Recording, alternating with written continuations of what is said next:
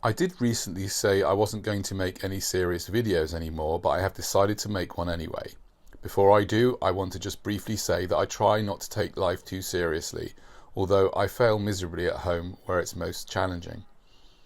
The whole game of life seems ridiculous and futile to me, which is one of many reasons why I'm a born-again antinatalist. I learned of the Serenity Prayer in the 12-step program meetings. I really like the prayer, although I substitute God for higher self.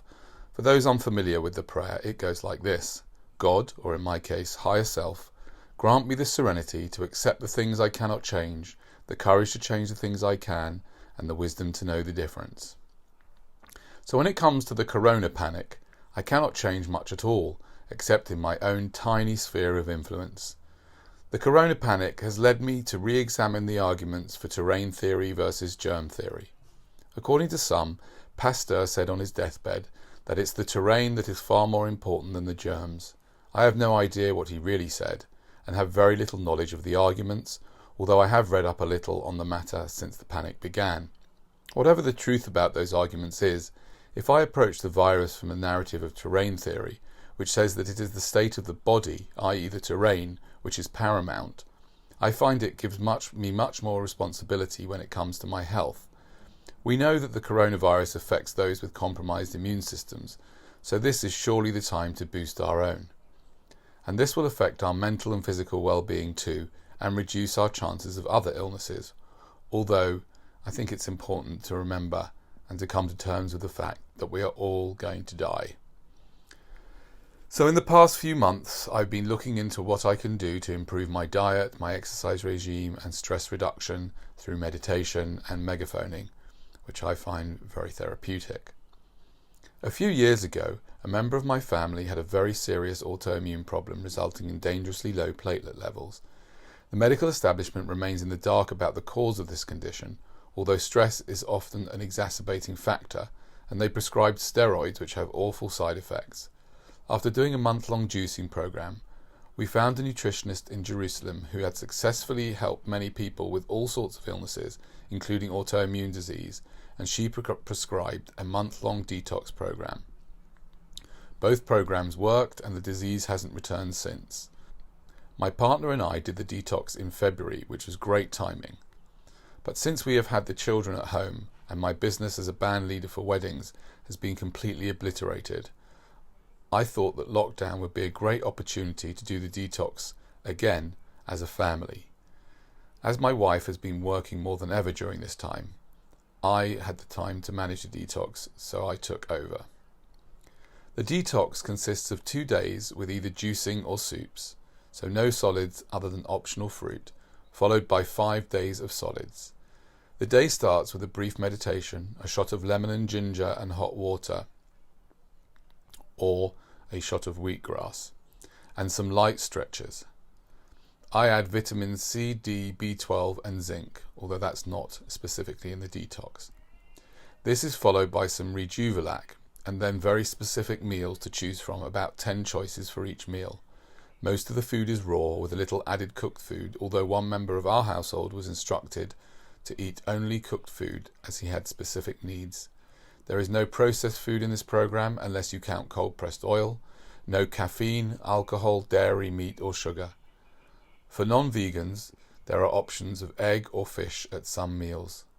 The portion sizes are rather small, and for the first week to 10 days I felt ravenous, which is an interesting thing to deal with. Although we are to have 2 litres of water a day, they are not to be drunk with food, which is explained at length in the program literature. There was also food combining and avoiding combining fruit with other foods, for example, and 3 to 4 hours wait between each meal and between the optional snack of some fruit. It is also recommended that we brush our skin to remove waste and do enemas a few times a week. It's fascinating to watch the connection between food types and portion sizes and moods. I personally find myself having mood swings, which could be a result of withdrawal from sugar and processed foods, and also the result of feeling hungry. Having said that, I often feel a sense of peace when I stop eating before I feel satisfied, and when I stay away from processed foods and sugar.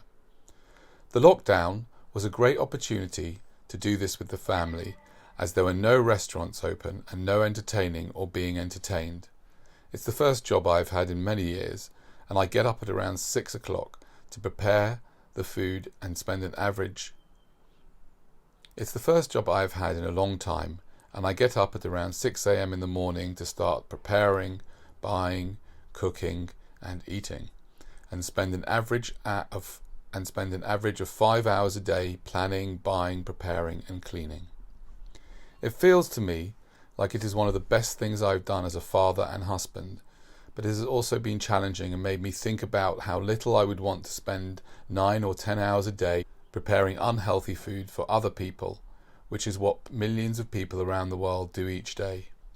At least I and my family were benefiting from the healthy food and portion sizes, unlike those who work in catering. It's been very challenging for all of us. Many times we have wanted to give up, but managed to stay on track.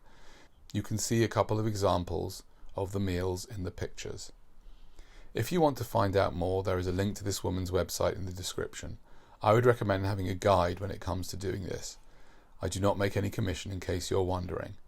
I'm sharing this with you because I question whether my videos might be an example of non-acceptance of things that none of us can change, as in the prayer, whereas this detox is something that I think we can do to change things, and we can benefit from it greatly if we have the courage.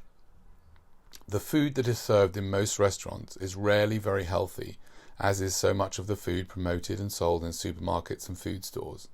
The combinations are not good for the digestive system, and this has a big effect on our immune system, as do other factors like stress. I have mentioned several times in the past that I've struggled with my eating since my late teens, and if I can do it, I think many of you could. And my diet is something that I can change if I can muster up some courage. However, I'm not sure it would have been possible for me or my family to do it alone. So try and do it with somebody else. I've said in previous videos that I know nothing about most things. I certainly am no nutritionist or doctor, so please do not take anything here as specific advice. Contact Nilli the nutritionist if you like the idea of a detox and you can afford to pay for a guide. She does various groups as well as private consultations. I get the feeling that she knows her stuff. Failing that, if you don't want to pay or you can't afford it, you can go for things on YouTube. For example, John Rhodes advocates a solid food vacation. He is rather extreme but also quite entertaining, and he's been a raw vegan for many, many years.